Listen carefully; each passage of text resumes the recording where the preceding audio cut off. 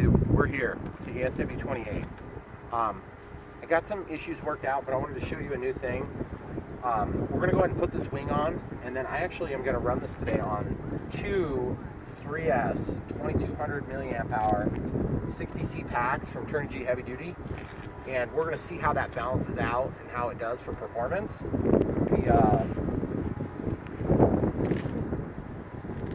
Basically, they balance out perfectly, and I'll show you how I got them configured. I built a little small parallel adapter. Let you pause it while I get that. All right, guys, so one thing I wanted to let you know is that this wing is going in a little bit easier. This will be like the second or third time I've pulled this on and off. And it goes in and it clicks, but it's still kind of a pain to get it to click. Did it click just now? Mm-hmm. Okay, so we'll pull this out and we'll give you guys a shot inside. We got the battery stuck in there while we were inside because it's a little windier and more uncomfortable today than it was. So just popping off the canopy, we're gonna get Pat. We're just gonna take her, take him out. And then I built a little parallel adapter that took about 5 minutes, and I have one voltage alarm that's up under here. Okay, this is a 2200 milliamp 3S, okay? Upside down so the wires go to the one side. And then in doing that, to show you, I unplugged my voltage alarm, which is no biggie. We'll just go ahead and try to plug that back in while it's down on the tray. Oh yeah, baby. Okay, so pause it, I'm gonna get that peeled out actually. All right, guys. Okay, guys, so we got that battery alarm shifted a little bit just so we know for sure it's not gonna come undone. And then this is why I hate Pat. Even it's a love-hate relationship with him. And I always got to slip him in here, but then, or her in there. And what happens is you run into all the battery connectors, and it's super annoying. And that's the same problem you have when you try to work out the CG. So what you got to do is you kind of got to work it up here. And then this will actually CG out really nicely. But you just kind of got to get past it and squish a little bit of that black stuff down there. And once you get that in there, put your canopy on and you're good to go.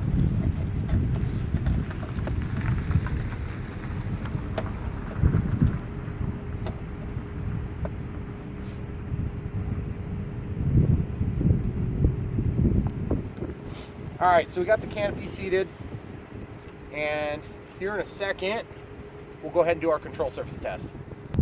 Okay guys, so we'll do our regular systems check.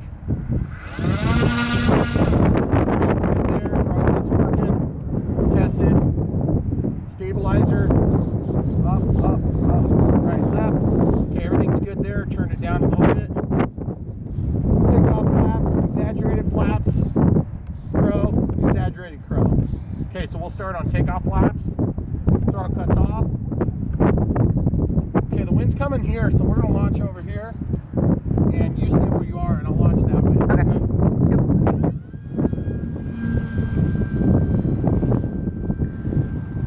Okay. Okay, so right now the stabilizer is having to work a little more than the last time we flew, and this plane's a lot heavier too. Jeez. The downwind pass was noisy.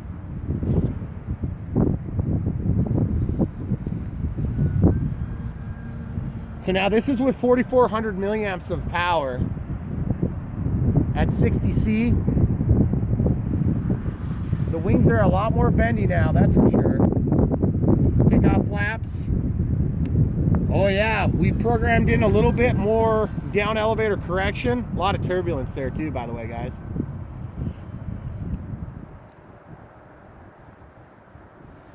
If you can do your elevator adjustments a little bit more smooth, then it's a lot easier on your wings.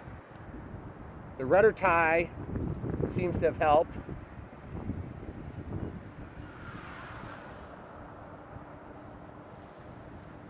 It feels solid though with the stabilizer. I had it turned to the neutral setting, guys.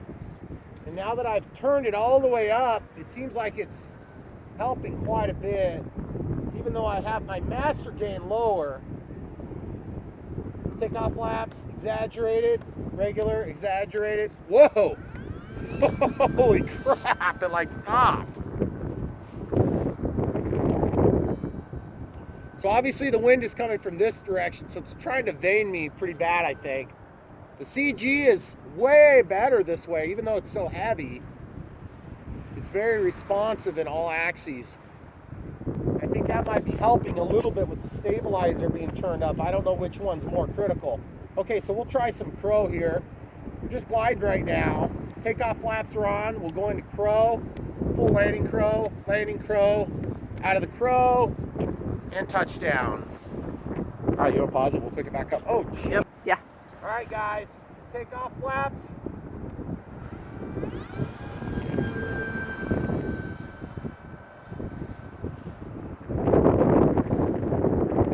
Oh, cool, there's the cloud line.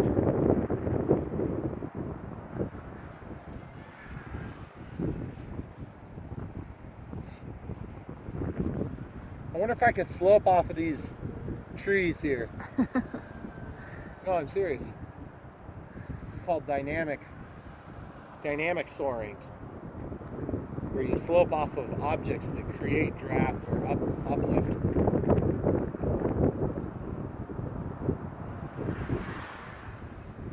It feels really good, guys, and it's a whole lot more windy than it was the other day. A lot. Now, the other thing that's nice is knowing that I have so much more battery in there. I don't have to worry about running out of power. And let's be honest, guys, it's a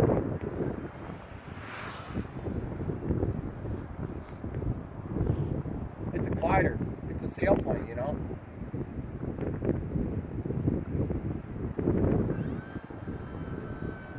So I should be bringing it to altitude and then cutting it off.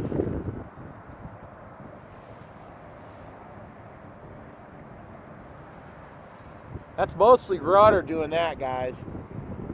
The rudder authority is good. It's better when your CG's on, obviously, because you can see I'm pivoting a lot today. I had somebody concerned about how the Metal Gear servos were needed in the elevator and rudder. And don't get me wrong, guys. I mean, the Metal Gear servos would be a good idea. But, you know, it is what it is. You can only do so much to a plane. And I can tell you this from real life experience. Just because you put a Metal Gear servo in your plane does not mean that it's going to, you know, fare perfectly. Because there's other components that aren't made of metal that are going to break too. Like the body, for instance.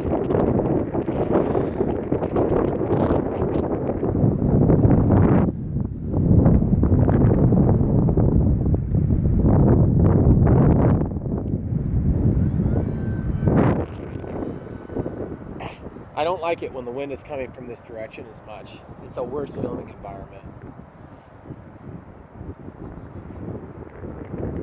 Overhead, Matt, you good? What do you think of that? That's pretty cool, isn't it? That noise is so dramatic on this plane. Now, the other thing that's nice, guys, when you stick two packs in parallel like this, is that my timer's going off, but I can pretty much largely ignore it. The thing that's so nice is when you've got that extra capacity, the likelihood of puffing your packs goes down pretty dramatically. If you weren't puffing them before, you're pretty much certain not to. But you do have to keep in mind there's going to be a slightly higher load when you're getting into the power hard, just for the simple fact that, you know, you got a little heavier plane. Now, the 1500 milliamp 3S flew this plane surprisingly well. Okay, takeoff flaps. It's just a whole lot heavier with two 2200s in here. And guys, I tried everything I could to get that 3000 milliamp 3S. It's been working out good for me on all of my other planes. I just couldn't get the thing to fit.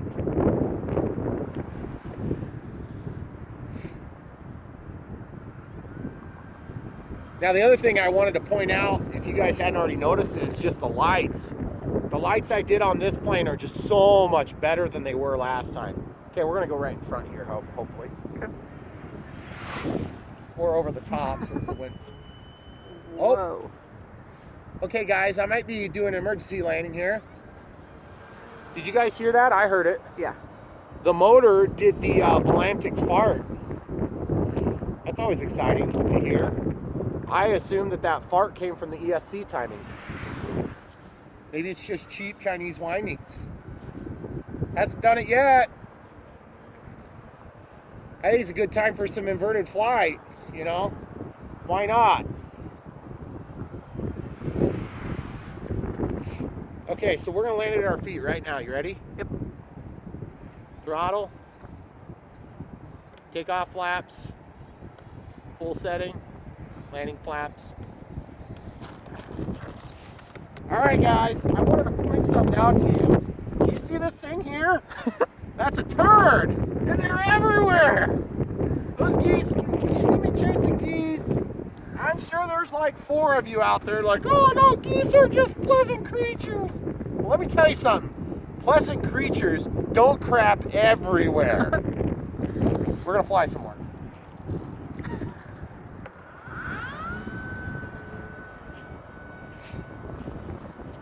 Was that your public service announcement for the day? That was my PSA, guys. If somebody could just give me the check from PETA.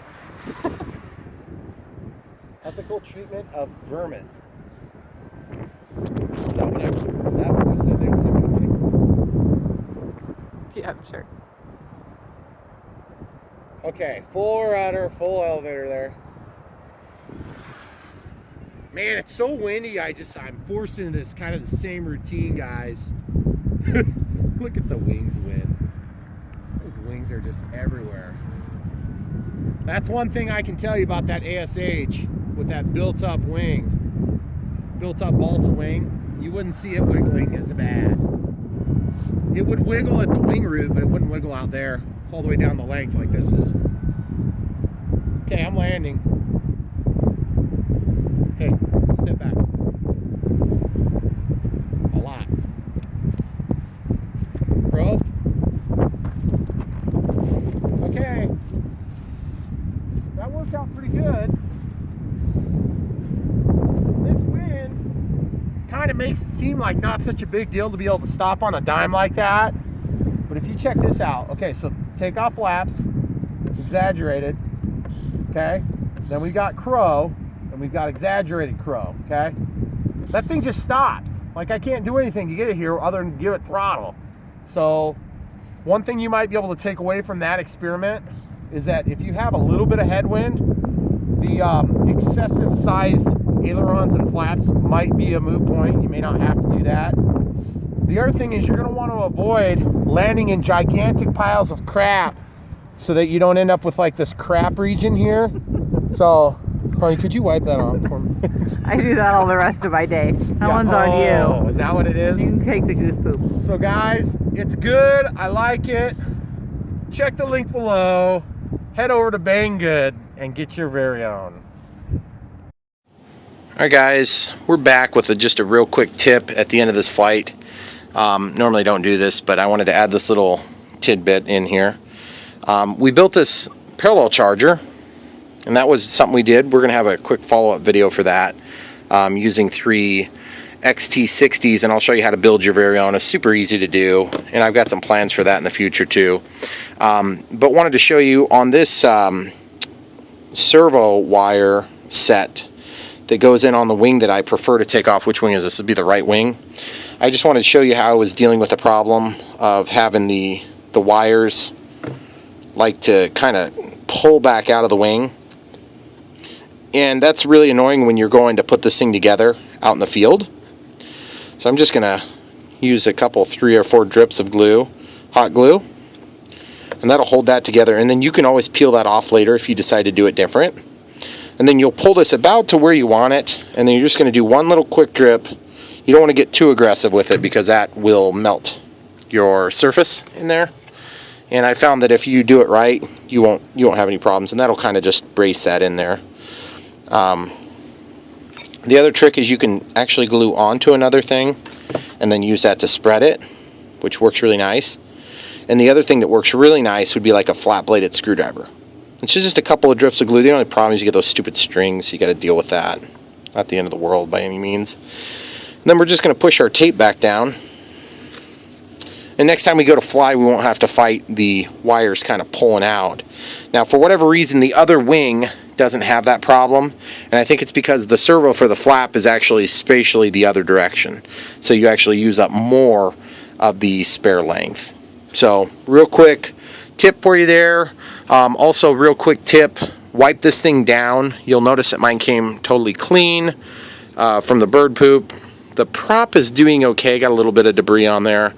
But just wanted to tell you, this plastic will stain if you're not careful, so go ahead and get it home and wipe it down.